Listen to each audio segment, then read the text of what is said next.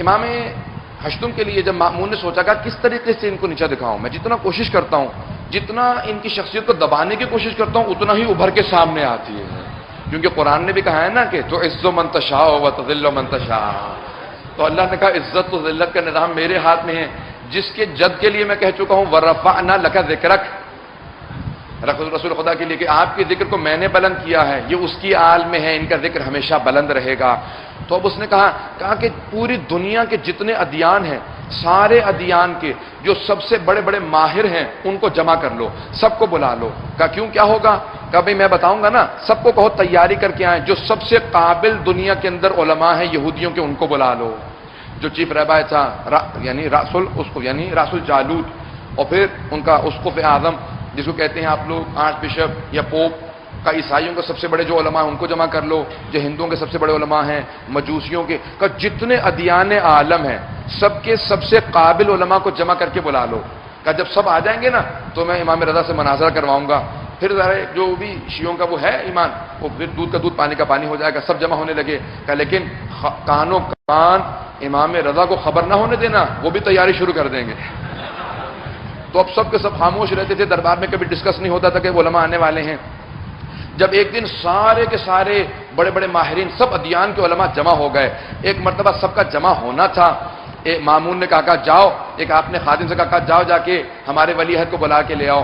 جیسے ہی وہ خادم گیا، بڑا گھبرایا ہوا پہنچا، وہ چھپا ہوا ماننے والا تھا، اس نے کہا کہ مولا آپ کو مامون نے بلایا ہے۔ امام نے کہا بلایا مجھے ہے، گھبرایا وتو ہے۔ کہا مولا وہاں وہ مناظرہ کرنے کے لیے سارے علماء جمع ہو گئے ہیں۔ امام نے کہا تجھے اپنے امام کے علم پہ شک ہے کیا؟ کہا نہیں مولا آپ کے علم پہ کوئی شک نہیں ہے، مجھے یقین ہے، لیکن یہ جو مناظرہ کرنے والے ہیں نا، یہ بات کو بڑا گھما کے ٹیڑھا میڑھا کر کے پیش کرتے ہیں، تو یہ آپ کو بہت زیادہ کنفیوز کرنے کی کوشش کریں گے۔ امام نے کہا سن، چہرہ میرا نہیں مأمون کا دیکھنے والا ہوگا، جب میں ہر عالم کو اسی کی زبان میں اسی کی کتاب سے جواب دوں گا۔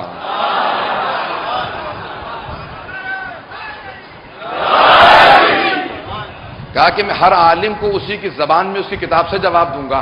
کہا بس چلو، ایک مرتبہ سب کے سب بڑے افتخار کے ساتھ امام کے ساتھ چلنے لگے۔ اچھا امام ائمہ نے ہمیشہ کہا کہ ہمارے لیے تخت مت لگانا، ہم رسول خدا کی ذریت سے ہیں، ہمارے لیے ممبر لگایا کرو۔ ہمارے جد نے ممبر دیا، تخت کے ماننے والے نہیں ہیں، ہم ممبر کے ماننے والے ہیں۔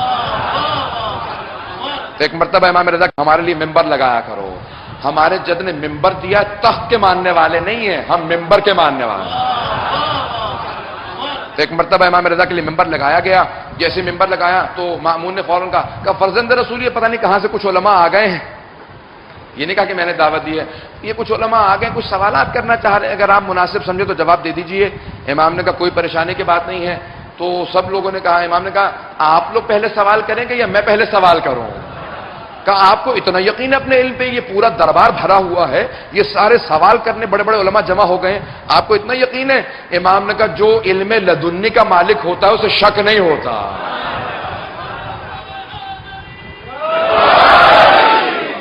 بس ایک مرتبہ امام ہشتم سے کہا کہ دیکھیے ہم لوگ تو بہت زیادہ ہیں، جب تک ہم ایک ایک سوال کریں گے بہت وقت گزر جائے گا، آپ خود ہی سب سے ایک ایک سوال کر لیجئے۔ تو امام نے کہا ٹھیک ہے۔ امام نے دیکھا کون سی چیز کہاں پہ صحیح نہیں ہے، تو اصول دین کی جو ترتیب ہے وہ امام رضا نے دی ہے۔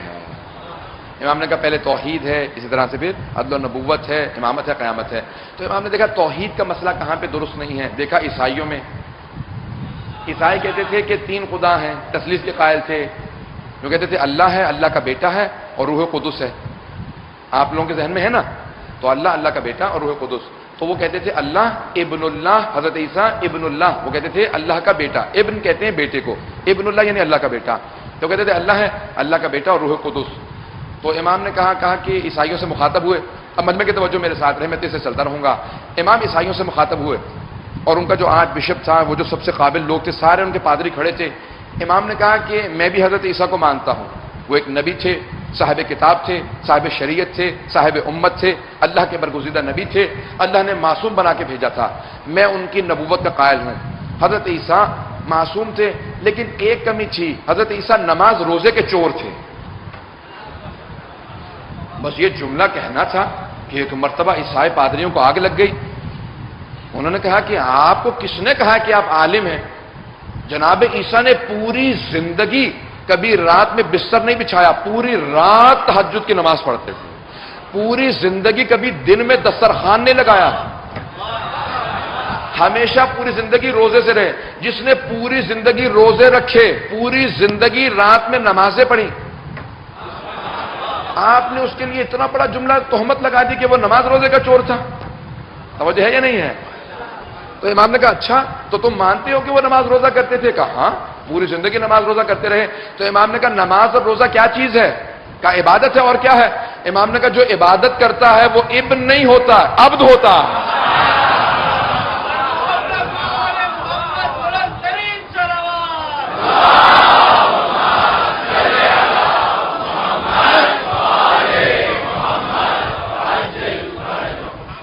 تو امام علیہ السلام نے فرمایا، کہا یہ نماز و روزہ عبادت ہے، جو بھی عبادت کرتا ہے وہ عبد ہوتا ہے، ابن نہیں ہوتا۔ اردو میں کہہ دوں، جو بھی عبادت کرتا ہے وہ بندہ ہوتا ہے، بیٹا نہیں ہوتا۔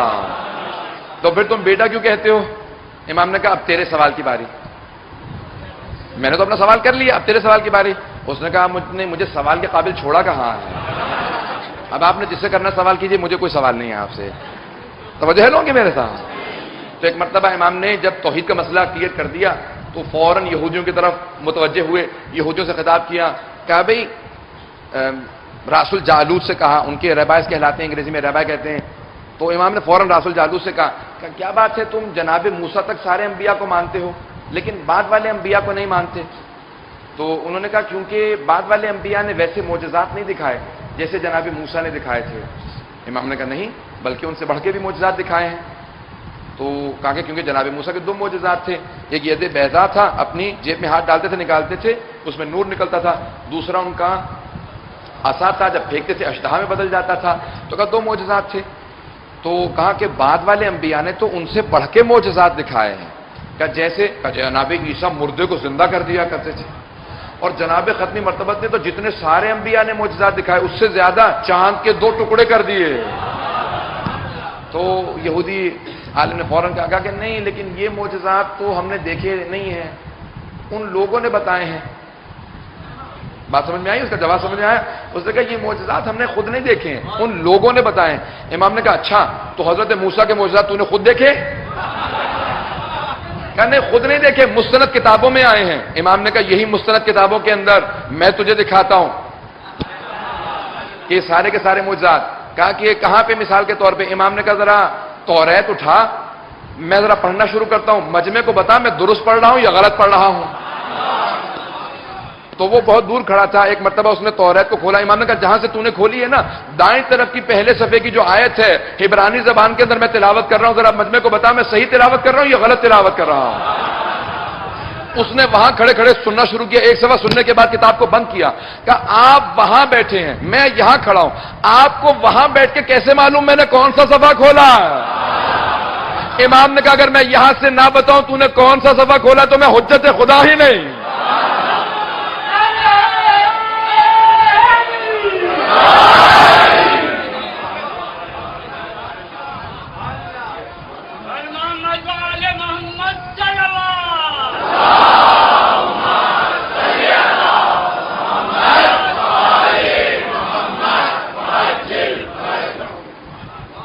کہا کہ یہ آپ بتائیے کہ وہاں سے بیٹھ کے کیسے دیکھ لیتے؟ امام نے کہا تو جون سا صفحہ کھولے گا، جہاں سے کھولے گا، جس صفحے کو کھولے گا میں بتاؤں گا کہ صفحہ کیا لکھا ہے، کون سی آیت ہے۔ کہا کہ اے لوگو ایھا الناس، اس یہودی عالم نے کہا کہ ایھا الناس، اے لوگو میں گواہی دیتا ہوں کہ یہ توریت کی مجھ سے بہتر تلاوت فرماتے ہیں، اور اگر روئے زمین پہ کوئی حجت خدا ہے تو وہ یہی ہے۔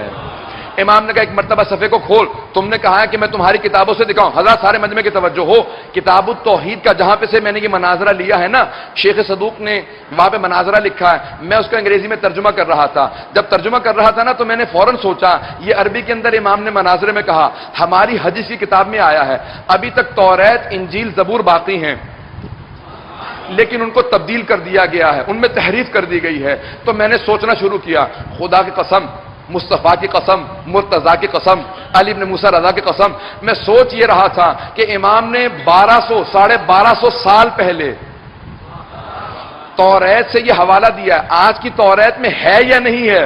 جس میں تحریف ہو چکی ہے.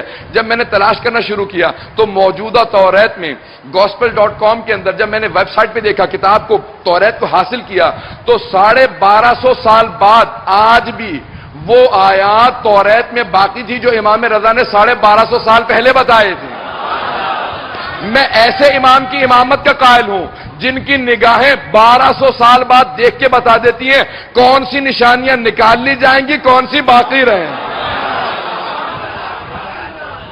تو حضرات آج میں نے دیکھا وہ آیات نکلی. میں آیات پیش کرنا چاہتا ہوں وہاں سے. آپ لوگ سننا چاہیں گے حضرات؟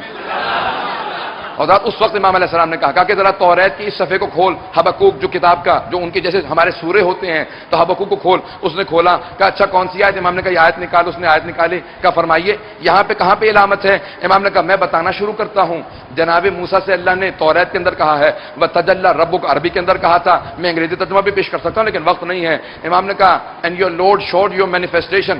یہ عربی یہ انگریزی کے ترجمے کے اندر جو موجودہ گوسپل کے اندر موجود ہے. کہا آپ کے رب نے اپنی تجلی کو کوہ طور پہ ماؤنٹ سینائے کوہ طور پہ اپنی تجلی کو بھیجا. کہ اپنی تجلی کو کوہ طور پہ بھیجا. امام نے کہا یہ جو کوہ طور ہے ماؤنٹ سینائے ہے. کہا یہ کوہ طور پہ کس پہ وحی آئی ہے؟ سب نے جواب دیا جناب موسیٰ پہ. امام نے کہا اسی آیت کے بعد والی آیت کے اندر ہے وَتَجَلَّى رَبُّكَ عَلَى جَبَلِ السَّعِيرِ. اللہ نے ماؤنٹ سائر جبل سعیر پہ جبل سعیر پہ اس پہاڑ پہ جس کا نام سعیر ہے اپنی وحی کو بھیجا. یہودیوں سے پوچھا تم بتاؤ. کہا ہمیں نہیں معلوم.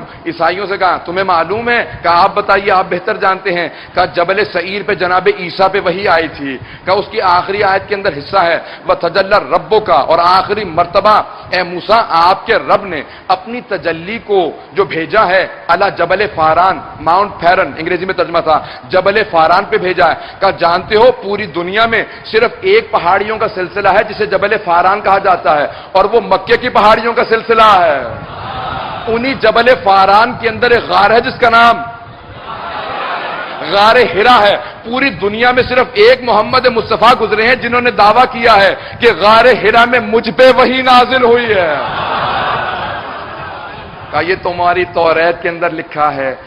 ایک مرتبہ اس نے گھبرا کے سوال کیا. کہا یہ ہماری توریت میں ہے میں پڑھتا بھی رہا ہوں لیکن کبھی غور نہیں کیا. یہ آپ کو کیسے معلوم ہے؟ میں نے کہا آگے جا کے دیکھ وہاں پہ لکھا ہے کہ جس طرح سے موسیٰ کے 12 نقیب ہیں وَبَعَثْنَا فِيهِمْ 12 نقیبہ جس طرح سے 12 نقیبہ جس طرح سے 12 قبیلوں کے 12 نقیب ہے جناب موسیٰ کے لیے 12 نقیب ہیں. کہا اسی آخری پیغمبر کے 12 وصی ہوں گے. کہ یہ آپ کو سارا کیسے معلوم ہے؟ کتاب تو ہماری ہے. آپ کہتے ہیں کہ آپ قرآن کو مانتے ہیں ہماری کتابوں میں تحریف ہو گئی ہے. امام نے کہا وہ جو 12 لکھے ہیں نا ان میں 8واں میں ہوں.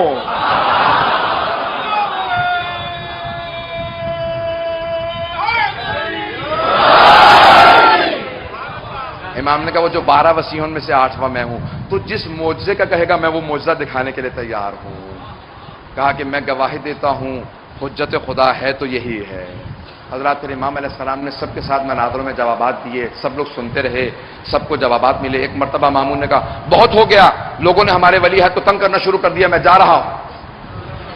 جیسے اس نے چہرہ بنا کے اترنا شروع کیا امام نے مسکرا کے اپنے شیعوں کو دیکھا. کہا میں نے کہا تھا نا چہرہ میرا نہیں اس کا دیکھنے والا ہوگا. تو ایک مرتبہ سب کے سب شیعہ بہت خوش ہوئے. کہا کہ مولا آج آپ نے ہماری آبرو رکھ لی. کہا کہ نہیں یہ دین ہے خدا کو ضد ہے کہ کبھی بھی حق جھکنے نہ پائے. سب کے سب ایک مرتبہ بڑی تیزی سے منتقل ہونے لگے پورے کے پورے عالم اسلام میں. پہلی مرتبہ ایران کے اندر تشیع نے اپنی جڑیں پکڑنا شروع کی. سب کے سب بڑی تیزی سے گرویدہ ہوئے. امام علیہ السلام کو 8ویں امام کو عالم آل محمد کہا جاتا ہے. 8ویں امام کا لقب ہے عالم آل محمد. 9ویں امام سے پوچھا کہا مولا آپ کے بابا کو عالم آل محمد کیوں کہتے ہیں؟ کہا کیونکہ جتنا انہیں مناظروں کا موقع ملا کسی کو نہیں ملا. اور جتنے بھی دیکھیں میں نے آپ سے پہلے بھی عرض کیا تھا نا کہ اسلام میں 73 فرقے جن میں سے 13 خود شیعوں میں بنیں گے باقی دوسروں میں. تو 13 فرقے. کہا کہ دیکھو جتنے بھی شیعوں میں فرقے بنے ہیں نا میرے بابا سے پہلے بنے ہیں. میں نے جملہ پیش کر دیا کہ انہیں عالم آل محمد اس لیے کہا جاتا ہے کہ میرے بابا جو بھی میرے بابا کی امامت کا قائل ہے وہ 8 کی نہیں 12 کی امامت کا قائل ہے. کہ جتنے پہلے فرقے بن گئے لیکن میرے بابا نے اتنے مناظرے کیے کہ تمام کے تمام فرقوں کو پھر 12 تک پہنچایا ہے. گزشتہ ائمہ کو کسی نے مہلت نہیں دی. ان کو بند کر کے رکھا زندانوں میں رکھا اپنے گھروں میں محدود کیا، ہاؤس اریسٹ رکھا، لیکن 8ویں امام کو ولی عہد بنانے کے بعد آپ نے دیکھا نا بہت سے لوگ کہہ رہے تھے امام نے ولی عہدی قبول کیوں کی ہے؟ امام نے کہا اب سمجھ میں آیا کہ ولی عہدی کے اندر بھی اللہ نے ایک راز چھپا رکھا تھا، مجھے موقع ملتا رہا، میں آل محمد کا تعارف کرواتا رہا۔ صلوات پڑھیں گے امام رضا کے خوشنودی کے